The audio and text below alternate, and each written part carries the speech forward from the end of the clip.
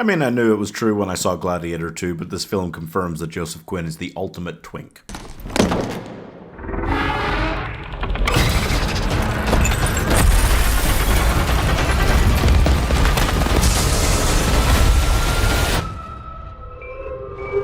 You take something that really was a great one-off idea but shouldn't be a franchise, you do a sequel for it and it kind of works and you get away with it, and then you decide to dump every single character and go back to something that should probably be best left a mystery, and it makes a film that just shouldn't work on any level. So why at the end of the year am I still looking back on saying this is one of my favourite films of 2024? I mean, I could give you a lot of reasons and explanations. There is a lot of great story here, these incredible characters, great acting. It's because Cat. Yeah. So Lupita Nyong'o has cancer and is dying.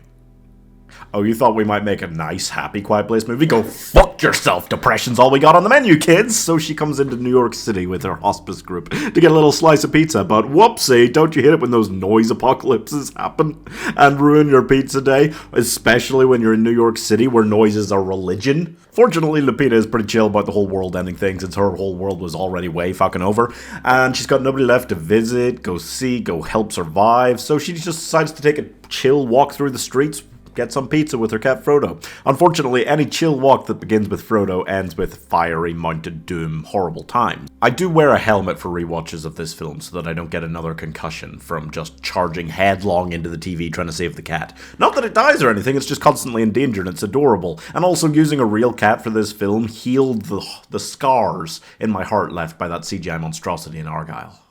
So she meets Joseph Quinn, who is your sad-eyes, sopping wet, golden retriever-eyed boyfriend dream. And he decides to come get pizza with her instead of escaping the city because, I don't know, he's a cuck.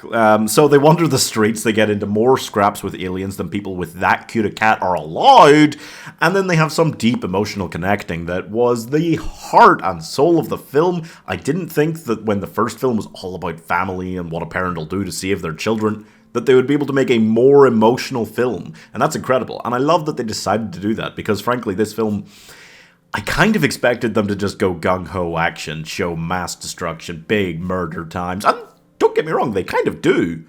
But not nearly as much as you'd think. You'd think it's going to be like a Battle Los Angeles, like that's all it is kind of thing. Not at all. And I'm really happy that that's not what it was, because this, in terms of like the emotional core of the film, might be my favorite of the three. I think overall as a film it is definitely better than the sequel. The first one, maybe not, because that was so intimate and perfect. This, it's such a cool idea being like, no, we're going to set one in the big city where it's as noisy as fuck all the time. But it shouldn't work as well as those previous entries, and yet it pretty much does. This franchise, which is still fairly new and shouldn't be this long a franchise, should have floundered and broken and collapsed at the box office at this exact point. The fact that it's managed to maybe not get better, but to do something completely different, a prequel which I'm generally not a fan of, and still be this good, still have me singing its praises this much. I went into this film like, okay. Man, it's incredible. It's nuts. The action sequences are so good. And I'm not talking about them much because the emotional core of the film is what surprised me the most, but the action sequences they stay up to the level, and with the cat in there, I care so much more than I did even when there was like innocent little deaf children on the line. An incredible cast, like these two, man, Joseph Quinn, what a year he's having between this and Gladiator, and he's filming Fantastic Four, that's nuts. And Lupita is just always good, but this is one of the few times I've seen her in a dramatic role as the lead in a film, and it's so good.